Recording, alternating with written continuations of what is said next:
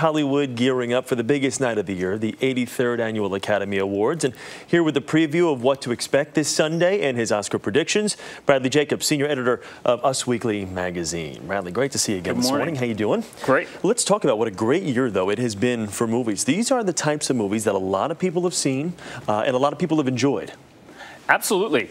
And they're very different from each other. Just look at the two frontrunners. The King's Speech, kind of an old-fashioned, by the numbers, very solid movie that everyone's parents love, to The Social Network, which couldn't really be more modern, couldn't be more sort of the moment in its content. Have you noticed a little bit of a shift, though, in the last couple of weeks? Because it seemed around the Golden Globes, everyone was talking, all Social Network, all the time. Now, things have kind of shifted a little bit more to The King's Speech. As far back as September, when this movie first came out, it had all this momentum, incredible reviews, and the New York Film Festival, and you saw Justin Timberlake and all the guys out there, and everyone was talking about it because it had a real cool factor.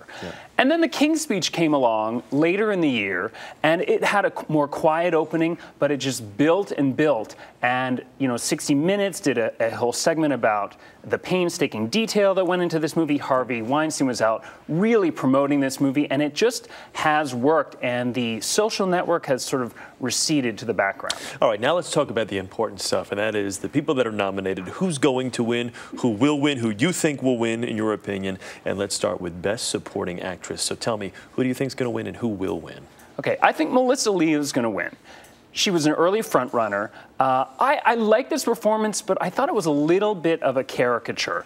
Her work in Frozen River a couple years ago, where she got that other Oscar nomination, was far more nuanced, I thought. Conversely, I think Hailee Steinfeld should win. She really blew me away in True Grit. She was so determined and confident at 14 years old. She's bossing around all these men with her. I think it should go to her, but I think it will be Melissa. She was great, Hailee was. Yes. First role. Yeah. You're talking about just jumping right onto the scene. Yeah, exactly. All right, Best Actress. It seems that Natalie Portman has got all the buzz. Annette Bening, bridesmaid a lot of times in this category. What do you think? This is probably going to be Annette Bening's fourth loss, sadly. Natalie Portman, you know, this is just a game-changing role for her. I'm still thinking about this performance months after it happened. She's haunting as this ballerina, dancing off the rails. Plus, Chris, there's the pregnancy factor.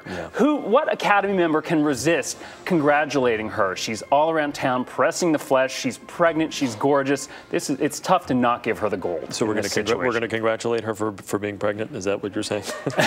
Congratulate her. Way to go, all Natalie. These things happening at the same time. All right, let's talk supporting actor right now. Christian Bale is the odds-on favorite. Jeffrey Rush, though, is, I don't know, you never know, could potentially Again, spoil. Jeffrey Rush, yes, he could ride the rush for The King's Speech and end up winning. But I do think it will be Christian Bale. He's won all the early awards. He just tore it up as this crack-addled former boxer. You know, you kind of hate him as you're watching it, but you're definitely rooting for him. It takes quite an actor to elicit both those emotions from the audiences. And I think he's kind of cleaned up his act, too. He's kept those temper tantrums out of the news this year. Let's see what happens if he loses. Best actor now. Colin Firth seems to be the runaway favorite in this category. Again, yes. I mean, he just nailed this stammering king.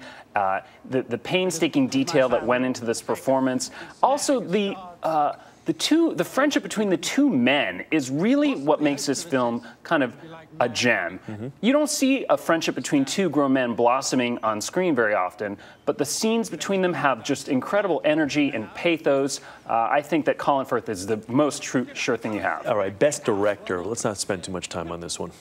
David Fincher. He's going to win, and he should win. I thought he turned this story, The Social Network, about a bunch of rich kids at Harvard suing each other, into something that everyone could understand, and it was very briskly paced. It was a lot of fun to watch. I think he'll win. No offense to the directors, of course, because we want to get to Best Picture, which is the big one.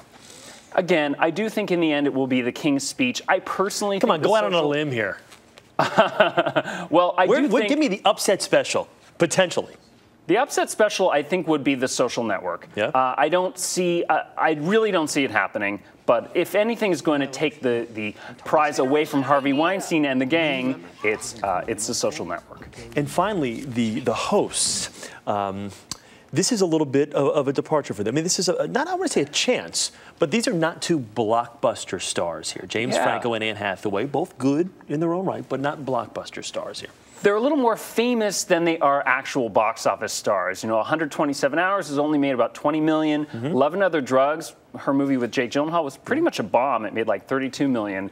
But they are young. They have a great kind of cool chemistry with each other. I think they're going to be very funny and charming. And it will be interesting to see if anyone can really quantify how much young people, quote unquote, tune in because of Anne Hathaway and James Franco. Got it. So edgy, but not Ricky Gervais Golden Globes edgy. Yeah, no, they're not super edgy. I think they'll be funny, like I said, funny, charming, sharp, witty.